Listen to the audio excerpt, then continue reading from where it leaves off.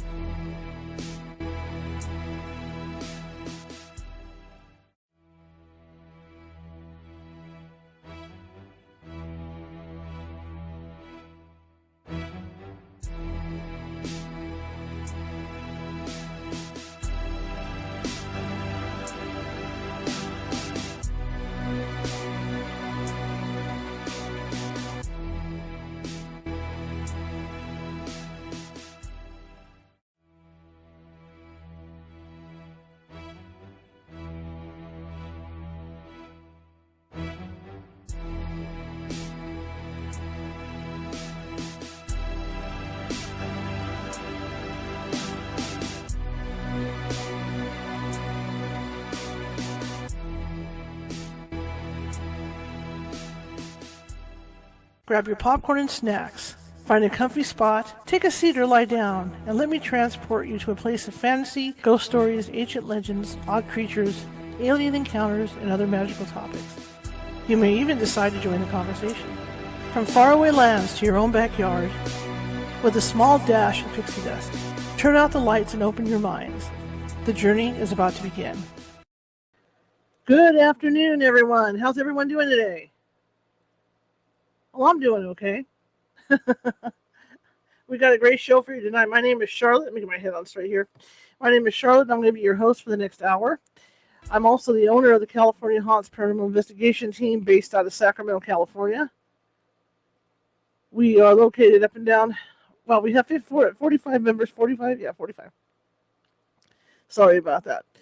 We have 45 members up and down the state. This is not my name. Up and down the state of California. And what that means is you can find us in almost every county, which makes it kind of cool. You can find us almost in every county of the state. I give up. And what's happening is that last minute I have to, never mind, I'm just going to close this. I don't have time for this stuff. I'm closing. Okay. Just give me 1 second here. I got something going on here, and I'll get to it in a second. It's just not letting me do it. Yeah, just close. Okay. Anyway. Okay, let me get back over here. Sorry about that. I'm preoccupied. Okay, anyway, I'm back with you guys. Sorry about that. Anyway, my guest tonight, Michael W. Hall, is known as the Paranormal Lawyer. And there's a reason why. Michael W. Hall is a UFO experiencer. And he's also, obviously, an attorney who has sat on the state Supreme Court. And not only that, he has been an attorney for MUFON. He's worked with MUFON and other paranormal entities, UFOs and all that stuff. And he's represented people. So he's going to be on with us. Last minute, he couldn't get into StreamYard, so that's what I was working on last minute. I'm going to be doing a phone interview today. But via last minute on here, I was trying to get his face up, so you guys can see what he looks like as he talks to me. So what will happen is once I get him on the phone, he starts talking. I'm going to be working Photoshop and back and forth. So if you see me distracted, that's why I'm still listening to him, Anyway, you can find us at californiahaunts.org or californiahauntsradio.com. If you're watching from Facebook, please, if you like the show, please join us by hitting that follow button. If you're watching from Twitch, please join us by hitting that follow button. And if you're watching from YouTube tonight, please hit that subscribe button. It's that little ghost with the magnifying glass and the Sherlock Holmes hat. He's down in the bottom right-hand corner, and that is our mascot, and that will get you a full subscription on YouTube to us. And that way, I see my hair is coming down over here. Look at that. Look at that hair coming down. And that way, you'll be apprised every time we have a video coming out. Okay? Also, there's 350 videos sitting over there at YouTube, and those videos are varying topics. Just like a good example of that is Mr. Hall is with us tonight, and tomorrow night, medium Nancy Matz will be with us doing some readings, and the night after that, we're going to be talking about hate crimes and abuse. So, that's what I mean. There's a little bit of something over there on YouTube for everybody, especially even on the website at californiahauntsradio.com. There's a little something for everybody that might interest. It's not always dark stuff. It's not always about abuse and things like that. There's also some light stories, like the gentleman I had on last week, who had done set dressing for the original 2 Star Wars movies. Right? That's pretty cool. So you got to check that out. His name was Roger Christian. That's another one you can check out. So you could spend hours perusing all the videos that are over on YouTube, and I think you'll find something that you like. But anyway, tonight's topic, we're talking about UFOs, UFO experiencers, and things like that. It's a topic we like to talk about. I had an incident years ago where I'm not sure what happened to me, my friend and I, driving along the highway late one night, trying to get to a town called Elk Grove out here in Sacramento to go see a movie. I can't remember what the movie was. It was so long ago. But we were driving along this freeway. And as a kid, my father used to drive this freeway all the time. I remember the old days when cars had hatchbacks. So I would lay in the back with the hatchback and I would look up, always dreaming of stuff. And it was during the day, okay? And so what I saw was that the original freeway overpasses had vines on them and stuff, things like that. And I clearly remember that as a kid. So that evening, as we're driving down the freeway, and it's still daylight, it's like 7:30, 8 o'clock. This is like August. And as we're driving down the freeway, suddenly it was like one of those photos you see where the cars are smeary, but you can see the lights. It was like that. It kind of looked like everything went into a twisty like that. And I remember when it came out of the twisty, I remember seeing the bridges as we went under. And the bridges all had vines on them like they did when I was a kid. Okay. Next thing I remember, it's dark. We're in a town called Galt, which is several miles out of Elk Grove, and it's like an hour later. And that's all we both remember is being in this town. Don't know how we got there. So then we kind of laughed and said, "Oh well, looks like we've been abducted." Ha ha ha. And we turned around, started the car up, turned around, went back to Elk Grove into our movie. But that is one of the experiences I've had. But I have seen things in the sky frequently in Sacramento, and a lot of the times I used to work night shifts and stuff and come home real late at night, and I would see things, on my way home. So who knows if I saw something or what I saw exactly, but who knows what happened. So I kind of have a link to some of these guys, some of these guests that have had contact with aliens or UFOs or whatever, because I'm not sure whether I'm an experiencer or not. I've never been put under for it.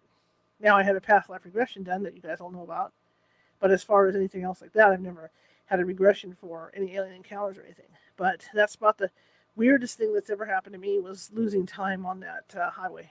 And seeing stuff as it looked when I was like 6 or 7 years old in the back of my dad's hatchback. Okay, well, I'm going to give Michael a call, and we're going to start the interview. And like I said, I'm not ignoring him. I'm trying to get his picture up so you guys can see what he looks like while he's talking. So just go with it, okay? That's all I ask. Just go with it. Here we go. Let me call Michael. I'm going to call Michael. Some dialing music. That's what I need, is dialing music. And it'll give me a second to set up, everything on the computer here too. Okay, let me turn the volume up so I can get them. But I have to have them on speakerphone because I'm deaf. Get this computer ready to go.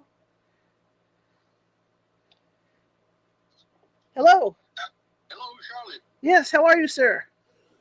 I'm doing good. Can you hear me all right? Try again. Okay, can you hear me okay? Yeah, I can hear you better now. Okay, Sure. Great. We're on the air, sir. Wonderful. Well, it's so great to be with you today. I'm so excited to have you on. Can you tell everybody about yourself?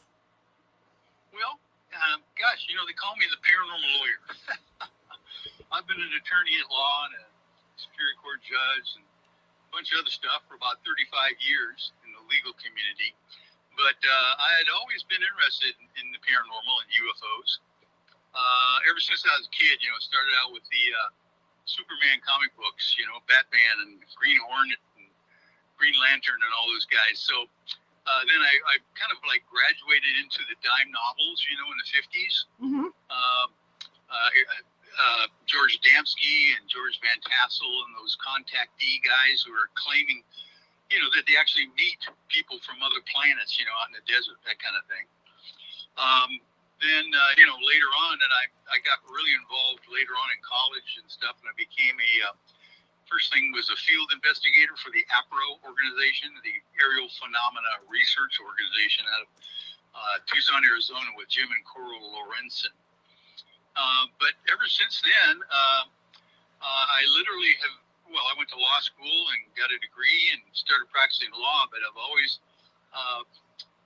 kind of been helping people in the community, the ufology community, in their just general legal issues that pop up every once in a while, like if they need to form a 501c3 corp, they may have some contracts drafted or even reviewed. If there's any NDAs that need to be looked at for clients that are going on the air on ancient aliens or whatever. I've just always helped those folks because I knew them, just working in the ufology business for all those years.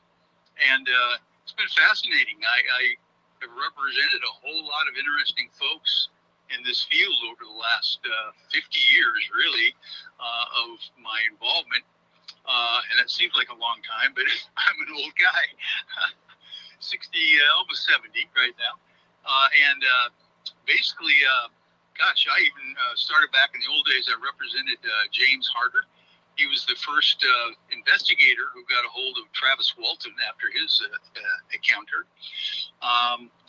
Dr. Richard Haynes from the NARCAP Association, the pilot reporting agency, is one of my clients. Of course, Grant Cameron, the famous client that discovered the Admiral Wilson smoking gun memo of the century. He's been my client for a long time, as well as Peter Davenport for the National UFO Reporting Center. So, boy, we could talk about a whole bunch of stuff tonight, Charlotte. Fantastic. Fantastic. When you talk about these guys, as a lawyer, do you have to hear their stories?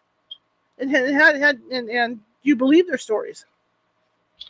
Well, I've been doing this long enough that you can kind of discern whether people are pulling your leg or telling you the truth. And most of the folks I run across are quite serious in their telling of, their sighting reports initially, of course, mm-hmm. and then their contactee reports as well, potentially even abductions. So I have formed a group a few years back called the UFO I-Team, and we have a lot of expert, people on that committee that do a lot of things, including progressive hypnosis, with folks like Mary Kennedy on our team, and lots of folks out there that have got some expertise in this area that tell me that these guys are telling the truth. Now, have you ever been an experiencer yourself? Funny you should ask. Yes, I have. Most of my life, most of my adult life even, I would say that, I never really had a major experience that drove me to this. I just always have been interested in the subject. Right. But on January 10th, 2012,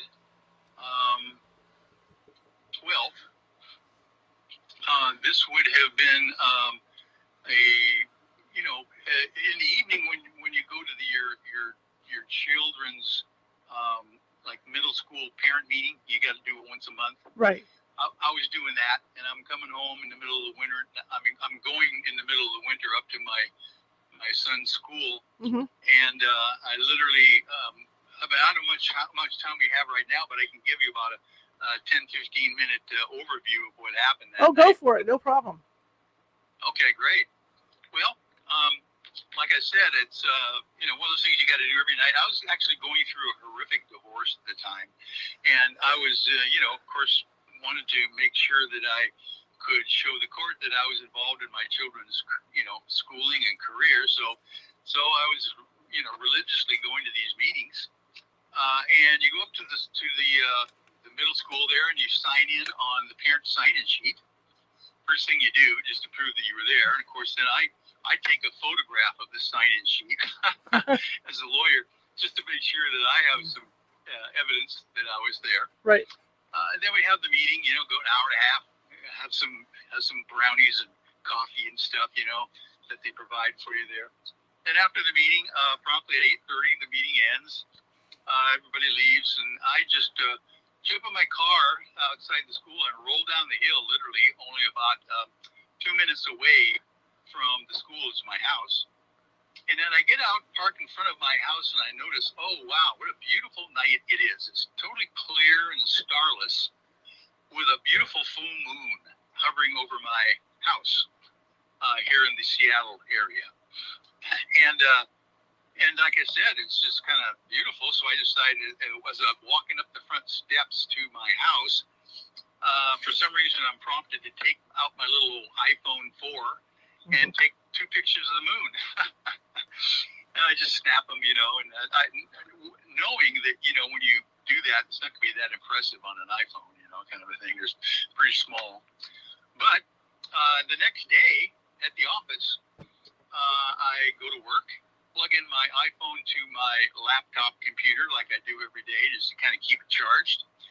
And the laptop prompts me, says, would you like to download any pictures you took last night? Mm-hmm. So I said, sure. I just clicked the mouse, and immediately the 2 pictures of the moon that I took pop up one at a time on the monitor of the laptop on my desk. And of course, they're much larger on a laptop than it was on my iPhone.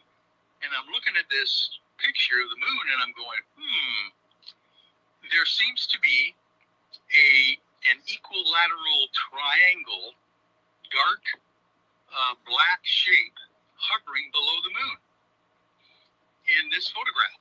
Mm-hmm. And I'm going, oh, that's weird. I didn't see that, at the time that I took the picture. Mm-hmm. And in the middle of this equilateral triangle is a very bright red light, a small red light that I could see that's, symmetrical right in the middle of the triangle area. So then I get curious. I'm going, that's strange. So I decide to run these photographs through an app I have where you can lighten them up, do a little Photoshop or something. And sure enough, this thing really shows up now as it almost looks like the shape of a lava lamp kind of a thing with this red light in the middle of it. And I'm going, this is crazy. I don't remember this at all. Matter of fact, I looked at both of the pictures that I took. I took the pictures about a second apart, and both of them have the same image hovering below the moon. So then I decide, I'm a little of a techie guy, so I decide I'm going to go to the camera roll on my phone. And I don't know if most people know, but most people do probably. Every photo you take is laid down on your camera roll in the order that you take it, and it's there forever unless you erase them. And when I went back to my camera roll, I noticed right off the bat that the last photograph on my camera roll was not the two pictures of the moon, but it was the picture of the sign-in sheet that I signed in on at the school. And I'm going, wait a minute, that's impossible. I mean, I've never heard of a camera roll glitch like that, but in reality, the last picture on my camera roll is the sign-in sheet for the parent sign-in thing up at the school. And the two pictures of the moon were just before that one. Now I get really curious and I start going into the metadata of the camera roll. I don't know if you've ever done that, but if you load your photographs onto a laptop or a desktop computer and then right-click on the photo, there's a drop-down menu, a few of them, that will give you all the metadata relating to that photograph or those photographs that you took. And believe it or not, here's the kicker, those two photographs that I thought I took coming home from the middle school at 8:35 p.m. that night weren't taken then. The camera roll says those photographs were taken at 3:35 a.m. on the same day. Wow. 17 hours earlier in the middle of the night on the same day. And I'm going, well, that's impossible. There's no way I don't do anything at night. Matter of fact, I sleep with a CPAP machine. I'm all hooked up. If I don't sleep with a CPAP machine, I feel it in my throat the next day, sore throat, that kind of thing. Because of the snoring that I do if I don't wear my machine. And in reality, I'm going, wait a minute, how did these two pictures get on my camera roll? And they correspond with my thought, which seems to be a screen memory now when I look back now, of me swearing on a stack of Bibles, that I took those two pictures in front of my house at 8:35 p.m. that evening. So that's just the gist of the story. There's a whole lot of follow-up weird stuff that happened after that, just with trying to figure out, if this stuff this evidence that I have is true or not, if there were any glitches. And I can't find any glitches in the scientific evidence of the camera roll or the photograph metadata or any of those kinds of things. It was a fascinating experience to me, and I don't remember what happened during. I think I know what happened during that 17-hour period of time. I think I went through my normal life, but I sure don't remember taking photos in the middle of the night.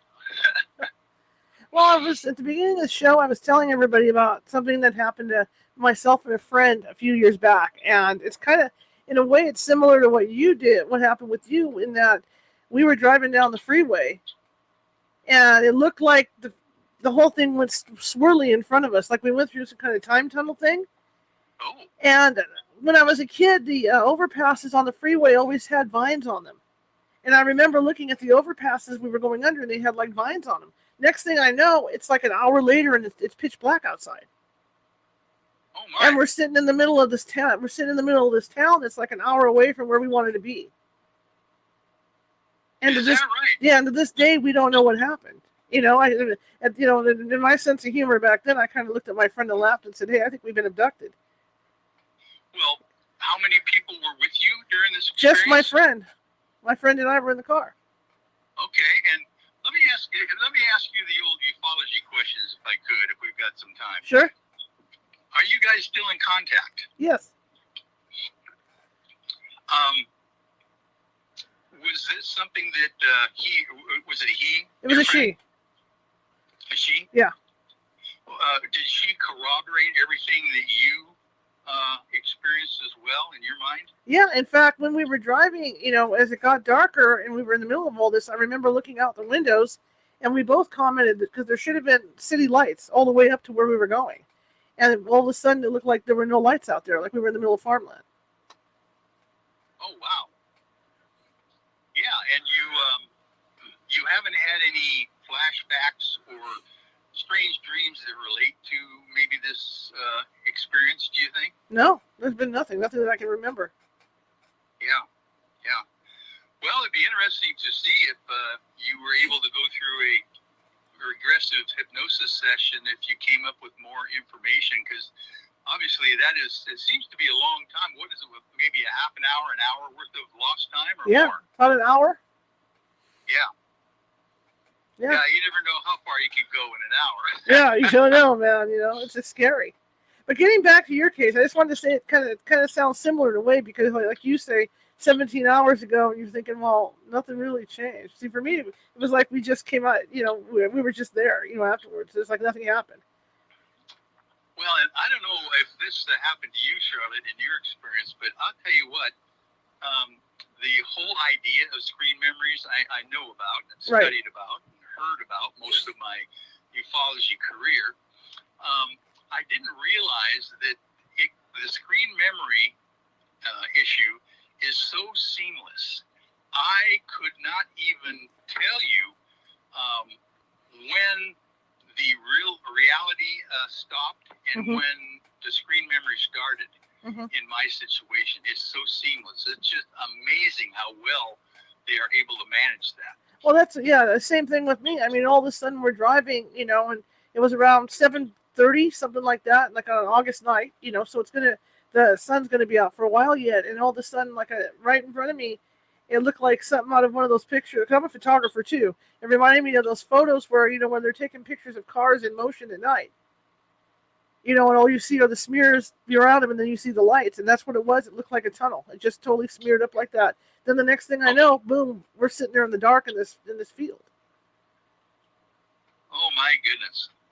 Now, did you, you've heard of people getting messages during abductions, and warnings from the ETs. Did your life purpose change at all after that experience? I was already investigating paranormal, but I think I got more into it after that. Where I was trying to maybe help people a lot more than I was in the beginning. To where I got to the point where I wanted to help and educate people more about it. So maybe that had something to do with it. To my passion, I got real passionate with it. Really, really passionate. Well, that's not unusual. Where people, some people will change their entire attitude with life, or maybe get more or less spiritual, but other people will just get intensely more involved in the esoteric and consciousness and that kind of stuff. So sounds like that's been a driving force for you. I think so.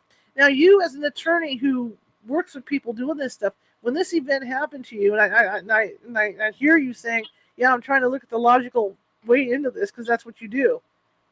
Were you able to talk to anybody at MUFON about this or anything? Well, Dr. Bruce McAfee, actually. Okay. And he was interested in. He's one of those photo analyst kind of guys, right, himself.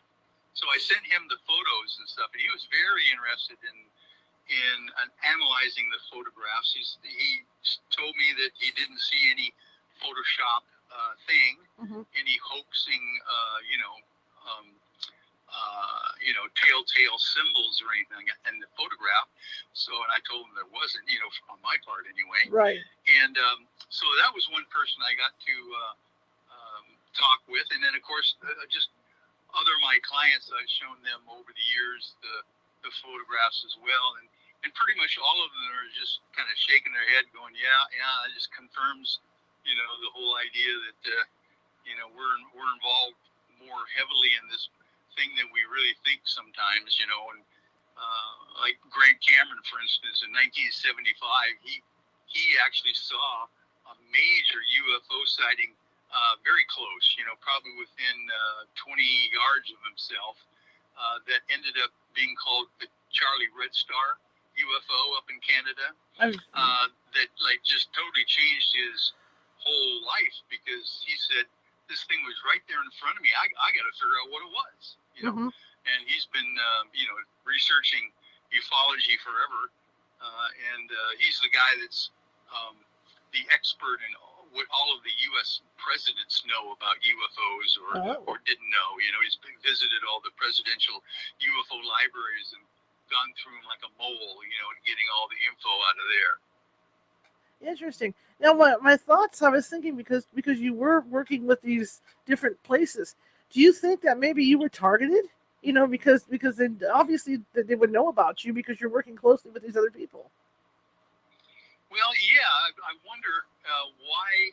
That's a good question, Charlotte, because I always wondered why I didn't have some kind of a memory of a contact until 2012. I would think that during my lifetime, or even as a child, or those kinds of things. I mean, I've got some strange, anomalies that happened to me as a kid, but I don't remember a UFO sighting or ET, contact at all. Sure. So you never know how long they have been involved with you and or your family. I mean, these things supposedly are follow a genetic line sometimes, this contact and this experiencer thing. Matter of fact, there's Dr. Kit Green, used to work for the CIA, still does actually, and Gary Nolan and those kind of guys. They've got a program where they are studying experiencers' brain waves currently. Oh, that's cool. Where literally they have a feeling that people who have experiences like paranormal, UFO, cryptid maybe even, he thinks that they have different brain waves than normal people. Now, the real issue is whether these people have different brain waves because they've been tweaked during an experience, or do they have the brain waves uniquely in place to begin with, and that's why they have the experiences. So that's what their study is on this thing, and a lot of people are involved in this program, and they have done MRIs and all that kind of stuff to map out experiencers' brain patterns, and they find that they're different than normal people. That's really interesting, because when you think about it, it's like what I do is for with paranormal investigating, and people are supposedly born with psychic abilities when they're born, and then gradually as they get older, the abilities get put on the back burner. Yeah. So maybe there's a link in there with what the studies he's doing, because it sounds familiar. You know what I mean? That maybe these people have these abilities, and they're born. Like you say, since it goes through generations for these contacts, that maybe there's something. Because they're always playing with their genetics supposedly. So maybe there's something within these people that act like a radar. For these things that come back all the time. Well, you hit the nail on the head right there when you said radar, because I've heard of studies also now that says that our DNA is not really a template of what we're going to be or who we are. Our DNA supposedly is more of an antenna that absorbs energy and information from the source, whatever the source is, the universe. It's supposedly that's what it does. It's an antenna. And our consciousness is not necessarily in our brain. Our consciousness is, something that is drawn from the ether around us through our DNA. Fascinating. See, it's all fascinating to me. Just like in your case, the 3 a.m. thing. It's like if you read the book, you've obviously talked to a lot of experiencers. I think my most terrifying book that I've ever read is the Incident in the Mojave, when that couple got taken in their pickup truck. And then and then the Mojave incident, and then what happened after when the aliens were coming back to get them, and they would take them out of their house and float them through walls and take them out and bring them back. And like you talk about the 3 a.m. thing that you went through, that maybe you don't even remember them coming in and putting you through that. I mean, it's terrifying to think they could do this stuff. Oh, it's just it's fascinating. Matter of fact, is Jacques Vallée, the famous ufologist, from Close Encounters of the Third Kind movie and stuff, and UFO fame, says that he'd be very surprised if this UFO phenomena is just ETs from another planet. He thinks it's even more complicated and sophisticated than that. I think, and the version I think that sounds really plausible is they're here already with us. The hybrids and all that. And maybe these hybrids, I mean, they could be living across the street for all the heck we know. And I think they're keeping an eye on us as well. The people that they've been in contact with, that's their way of keeping an eye on us, because they've got everybody, mixed up like that. And so that's how they can find us as well. Oh, yeah, definitely. And if indeed our DNA acts as an antenna, and has some kind of a communication with the ether and stuff, you would imagine that each brainwave or each individual person on the earth has its own signature as far as who they are, and individually even more than fingerprints, and they could find you anywhere, even without an implant in your body. Absolutely, absolutely. The other thought I had too, and I've had this discussion before with people, these people that come up with futuristic stuff that end up turning into reality. That's where I think, like you're talking about, there's some kind of imprint where they can communicate with people. Because you look at people like even Gene Roddenberry and the stuff that he's come up with, and some of that stuff has turned into our everyday stuff that we use. Yes. Oh, yeah. I have a feeling that, advanced humans on the planet have always been contacted or assisted, by extraterrestrial help or angels or whatever you want to call them. As a matter of fact, the scientist that discovered DNA, Crick is his last name, tells a story that he was working on this DNA thing for years, and at one point he took some time off and went to his cabin up in the woods, and he was going one evening out to the outhouse and runs into a 4-foot-tall raccoon. Whoa. that tells him the secret to how to find what he was looking for in the DNA thing.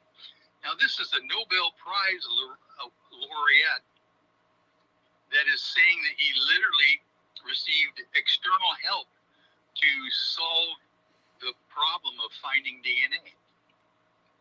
Wow.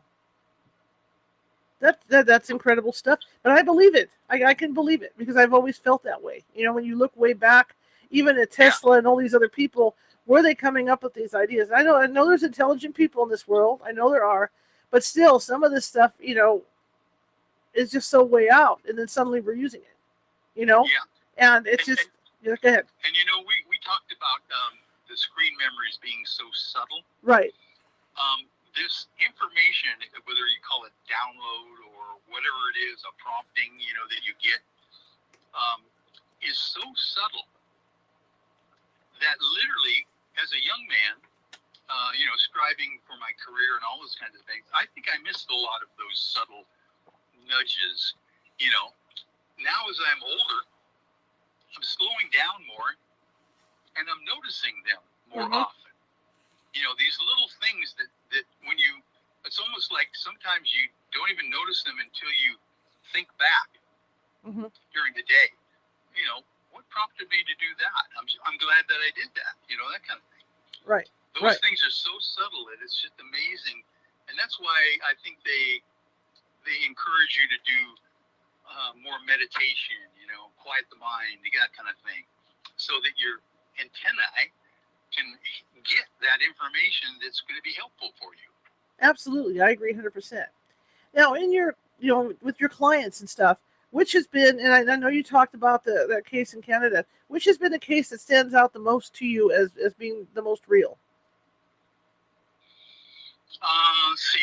Well, not that he's a client of mine, but I know a lot about this case because of my other client that worked on it. But Travis Walton is probably the biggest proof case. If I was an attorney wanting to go to trial on proving the existence of UFOs and ETs, I would want to go to trial with the Travis Walton case. I mean, here's a guy in 1975, mid-20s, with a bunch of other guys, 7 of them total, cutting wood up in the forests of the Sick Reeves National Forest up in Arizona, not far from a little town called Snowflake, Arizona. I thought that was funny. You don't really think of anything in Arizona with a name Snowflake because it's so hot there. That's true. But literally, they're all done at the end of the night, and it's dark now, and they're coming back down the mountain in their truck, which I see this. I mean, I love the movie Fire in the Sky. This is what that movie is about, Travis Walton's abduction. But I love the scene in the movie where they're all 7 of them crammed into this giant double passenger front seat truck, old thing, just bouncing down the road there, trying to get home. They round a bend, and all of a sudden, my gosh, there's looks like a forest fire off to the side of the road up the hill. And they jam on the brakes thinking maybe they got to go out and do something to fight a fire now. And they realize that it's not a fire at all, but there's a clearing around the corner, and there is a 50-foot in diameter or so circular craft that looks like 2 plates inverted on themselves, hovering below treetop level, but in a clearing in the forest. Now, just as the car screeches to a halt, Mike Rogers is the head of the crew, and he's the driver. Travis Walton was sitting in the passenger seat, in the front seat, on the right-hand side. He jumps out of the truck immediately and starts booking it up the hill to see if he can get a closer look at this UFO. And it shocked everybody to see the thing, but it also shocked them that Travis was that kind of guy that would jump out and go look for it. Right. And he gets underneath the thing, supposedly, and they're yelling at him, and then he gets a little nervous now, and he gets some second thoughts. He's initially hiding behind a bunch of slash pile logs that were piled up there. And when he decided that maybe he should get back to the car, the truck, he stood up, get ready to run, and all of a sudden this blue beam of light hits him in the chest and knocks him like 20 feet in the air. He hits the ground like a rag doll, and they think he's dead. And they freak out.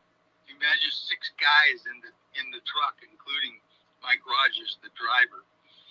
And they take off down the hill, thinking that they're next. about a mile or so down the hill, and they realize that the light that they saw behind them is now gone, and so they kind of take stock of themselves. And Mike Rogers said, we got to go back. And everybody in the truck says, no way, we're not going back. Are you kidding me? They killed him, and they're going to kill us. And then they say, well, it looks like it's gone. We got to go back and see if he's okay or whatever. And they say, no, we're not going. We're staying here. And Mike Rogers says, okay, you guys stay here. I'm going back with the truck. Now, that changed their mind real quick. They weren't going to stand out there all by themselves in the middle of the forest like that. So they all ended up going back together. And sure enough, they get back to the same spot. They know exactly where he got hit and where his body was lying. And he's not there. Travis Walton is nowhere to be found, with no footprints or drag marks or anything like that of where he could have gone or been dragged to. And now they're really panicked. Now they got to go back into town and they got to call the sheriff. And of course, as soon as they do that, everybody's thinking that they're the perpetrators and they killed Travis Walton, and they're all under suspicion. But a long story short, all 6 of these guys were given lie detector tests multiple times and passed them, and said he was abducted or hit by a UFO, and when they went back to get him, he was gone. So when you take a case like that, when you've got 6 eyewitnesses, and you've got the fact that Travis Walton was nowhere to be found for 5 days, then all of a sudden he wakes up in the middle of the night, laying on his back on the middle of a 2-lane road leading to Snowflake, Arizona. 5 days later, he calls his brother-in-law on a payphone and tells him to come and get him because he didn't know what happened. He thought he was gone for maybe an hour. Travis did. Then, of course, he has the story of, waking up aboard the craft and seeing these small, gray, bald-headed aliens around him as he's on this table working on his body. And, of course, there's some other stories that he runs across, that he tells in this thing of meeting actual humanoid people that look just like us, just humans, that are in the craft as well, wearing space suits with helmets. And inside this craft is a giant hangar with other UFOs inside the hangar and stuff. So it's remarkable that supposedly for being gone for 5 days, he was dehydrated, but he did not lose a lot of weight during that period of time. So somehow he was being taken care of while he was missing. And he does have an incredible story. That's for sure. Absolutely incredible. I had him on about 5 years ago when I had the show on Blog Talk. It was absolutely fascinating to talk with him. Oh, yeah. And I agree with you. The interesting part of Travis's story is that it really never changes. I mean, he doesn't embellish. It's the same story that he remembers, and he tells it the same every time. So, a lot of times people would have a tendency to elaborate or, make up some extra stuff, and he's never done that. Absolutely not. Let me ask you something, too, that I'm curious about. Now, these people that you've represented, why would they need an attorney to represent them? Well, here's the great example that's kind of timely right now. Grant Cameron, for instance, right? Right. The Canadian ufologist. All of a sudden, on January 2nd, 2019, I get an encrypted text on my phone. Have you ever received an encrypted text, Charlotte? I have not. What are they? I have neither. I'm going, what the heck is this? It's a text, but it's encrypted. You have to download some kind of a app or something to be able to read it. And I didn't know if I wanted to even do it. Oh yeah, that's I didn't creepy. know who was trying to get a hold of me. But I did, and it was Grant Cameron. Grant says, in a very short, cryptic text, Michael, I'm about ready to drop a major UFO bomb, and I need to run it by you as the paranormal lawyer. That was it. That was his text. And I'm going, what the heck? I mean, it wasn't really what he said, but it was who said it. Grant Cameron, Right. the ultimate UFO mole. The guy's come up. He was the guy that came up with the Willard memo from Canada that confirmed that the United States had told the Canadian government that UFOs were the highest classified subject in the United States, even more so than the H-bomb, that kind of thing. Grant Cameron found that memo, back in the 80s, confirming that.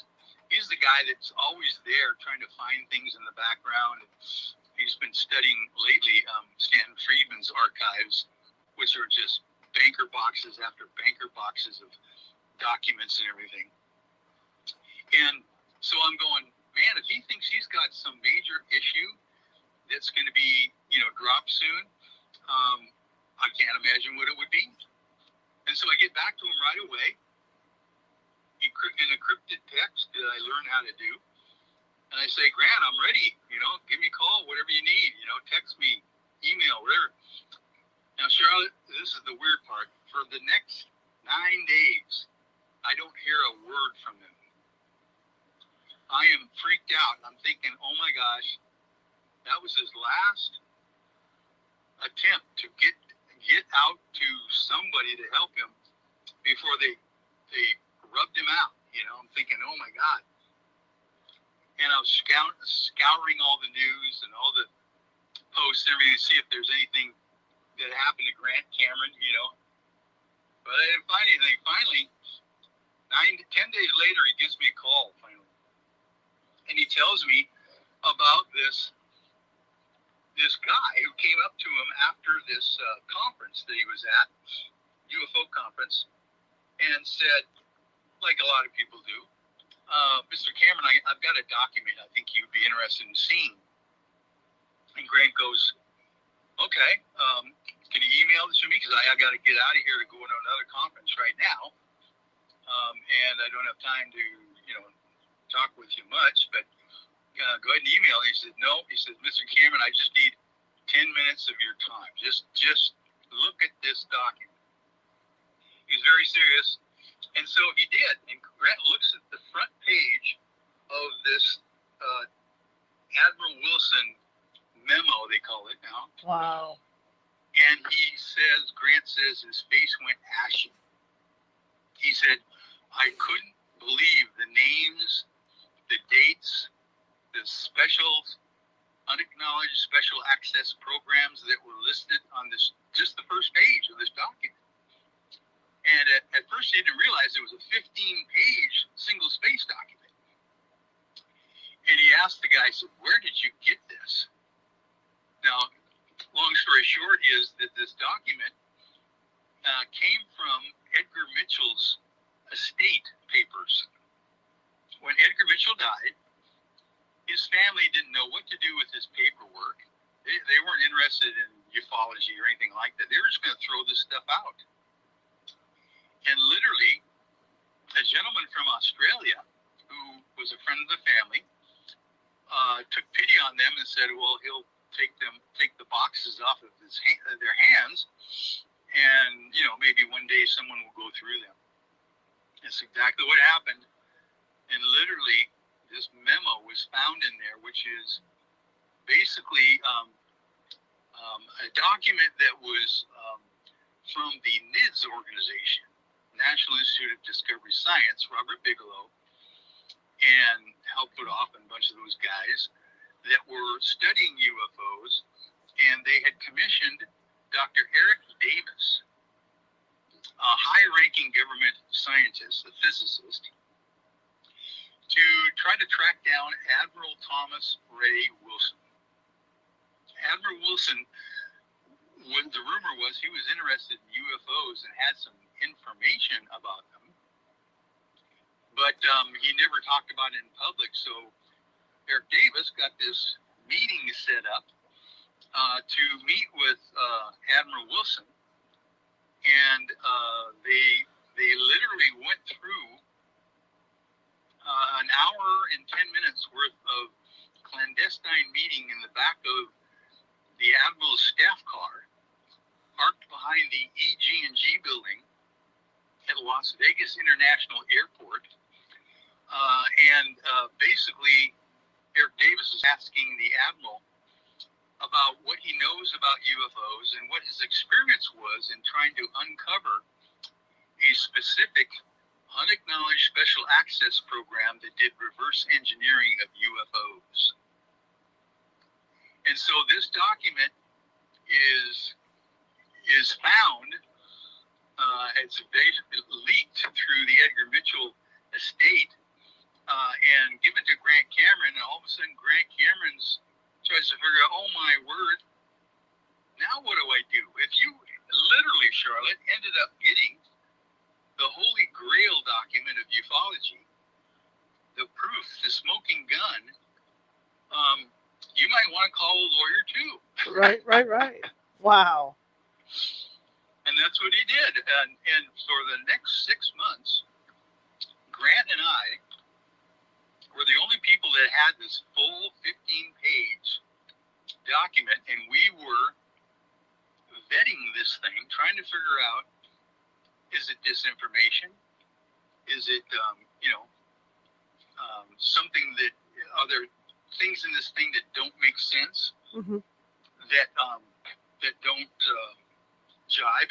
And for the next 6 months, I couldn't find one thing that contradicted itself in the memo.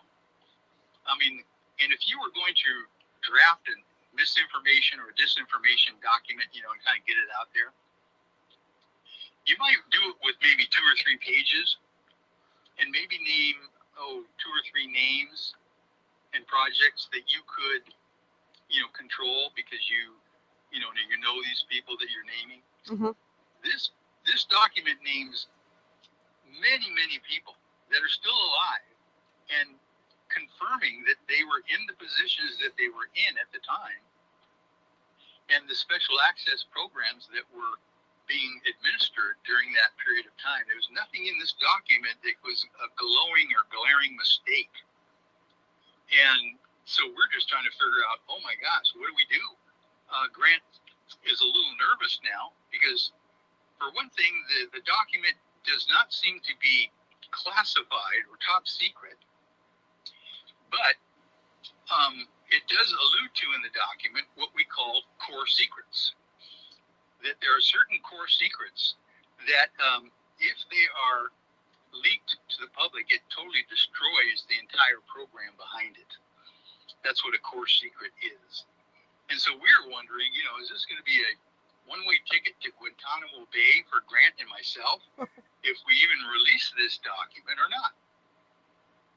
And so basically, he hemmed and hawed for a period of time, and then I decided, well, what we're going to do initially, Grant, if you want, is that I will create a disclosure trust for you, where in reality, we're going to fund this document in full into the trust so that you're not the owner of the document any longer. And it's a separate entity that owns the document itself. Mm-hmm. And then you give instructions to a successor trustee in the document that tells when this document should be released and under what circumstances. So, for instance, it's kind of like a protection thing as well, because Sure. what you do is you create a disclosure trust, and then you publicize the fact that you have it. You have certain information in there that's going to be released if and when something happens to you or your loved one or whatever. So it gives a little bit of a protection as well about, what could happen if you were actually, intimidated with this information. So that's the first thing we did. And then eventually Grant got a hold of one of his contacts at the Pentagon. who literally ended up leaking the document on the social media. Mm-hmm. And that guy, by the way, just came out in public a couple days ago. I don't know if you saw that on the news. Mm-hmm. He's basically confirming that he was the guy who contacted Grant and was able to get the document out to the public. That's just an example of why you might need a paranormal lawyer. That's a great example. A great example. How many people have come to you for this kind of help? How many what? How many clients or potential clients have come to you for this type of help? Oh, it's not a big clientele, Mm-hmm. but it is a word of mouth clientele. Once you get involved with people on the level of a Grant Cameron and James Harder and Peter Davenport, other people hear about that and they get a hold of you. I've done many of these disclosure trusts for other people who haven't even come out in public yet, with their material, just because they've heard about me doing what I do, and they think it's a reasonable way of going to preserve the information instead of trying to divulge it on their deathbeds. Mm-hmm. Mm-hmm. I find this a little interesting. I never thought about an attorney that would handle that stuff. It never occurred to me. Yeah, well, and it's as you know, Charlotte, the disclosure ramp has been getting steeper and steeper here just very quickly in the last few months and even weeks. It's amazing what's going on here with some kind of an agenda to red pill the public is what's going on. Mm-hmm. I mean, can you imagine having congressional hearings on this subject of UAPs first time in 50 years? That just doesn't happen by accident. And the fact that they literally started in 2017 on the front page of the New York Times, confirming the existence of UFOs after 7 decades and more of obfuscation, denial that these things even existed, Mm-hmm. and debunking characteristics and stuff. One of my clients, Chief Petty Officer Kevin Day, was the guy who discovered the Tic Tac UFOs off the USS Nimitz aircraft carrier group in Southern California, off the coast of Southern California in 2004. And he is testifying very shortly, I believe, on the whole issue of the stigma of UFOs that needs to be quelled so that the public can come forth and report these things. Because in the service, when he was trying to report, get serious reports on these Tic Tac UFOs and how strange they were and how fast they were traveling with no, wings or any kind of a engine or anything like that. He was kind of like, he said it destroyed his career. He wasn't able to continue on. Had to take an early retirement and basically quit the service because he was being ridiculed. Wow. Let's talk about the Tic Tac a little bit. Yeah. Like you say, he was being ridiculed for this. I mean, do these guys? Because I remember, a lot of the airline guys that see things in the sky, they don't want to report stuff because they're afraid of being ridiculed or getting sent to the company shrink. Is the military the same way? Yeah, the military is probably even worse. At one point, finally they're loosening up, and matter of fact, they even have formal protocol now in reporting UAP in the Navy, and I believe the Air Force has it as well now. One of my other clients, Dr. Richard Haynes, was the head scientist at NARCAP, the pilot reporting agency, and Mm-hmm. I remember him telling me about the weird case of Captain Kenji Terahuchi from Japan Airlines, who was flying over Canada, bringing in a load of Merlot, supposedly wine, and literally runs across a UFO a round disc shape UFO the size of an aircraft carrier, he says, right outside of his windscreen on his 737, cargo jet. Mm-hmm. And when Kenji Terahuchi reported this to his home base in Japan, they literally grounded him and took him off active duty. And it wasn't until Richard Haynes, my client, got a hold of Japan Airlines and confirmed that Mr. Terahuchi had done an excellent job of encountering this UFO and had done a sterling job of captaining his cargo plane, that he was finally reinstated back into a pilot seat, because it's now becoming more and more accepted to be able to do that. Right. Well, that's what I find interesting about it, because I mean, I can understand the companies, I can understand the upper head, the upper people in charge of the companies, because they don't put stories like this out, because they think it's going to lessen the reputation of the company. But still, there's these guys who are out there that have seen things. Yeah. No, it's kind of a conundrum and a catch-22 for companies like this. But I think more and more now, this whole thing is hitting the mainstream media, and more people are willing to come forth and explain their experiences as well. So it's not unusual. As a matter of fact, I'm just waiting to see how the next congressional hearings will go and what kind of testimony we're going to see there. That would be very interesting. I think the first hearing was pretty much a nothing burger, as far as just the details of what was released. But hopefully it'll get into more detail now and further on hearings. Absolutely. Now let me ask you this: do you think that the presidents have known about these things for a long, long time? That it goes way back? Yeah, I do. But all the way back to Dwight Eisenhower for sure, and Truman probably. President Truman created the the National Security Act right after Roswell, New Mexico. That tells you something. Yeah. And of course, Dwight Eisenhower was, a military general, and must have known quite a lot before he even became president. And then, of course, he would have wanted to become briefed on the subject, I'm sure. And of course, there's always the rumor that there was a reason why JFK was shot to begin with, was that he was about ready to release information on UFOs.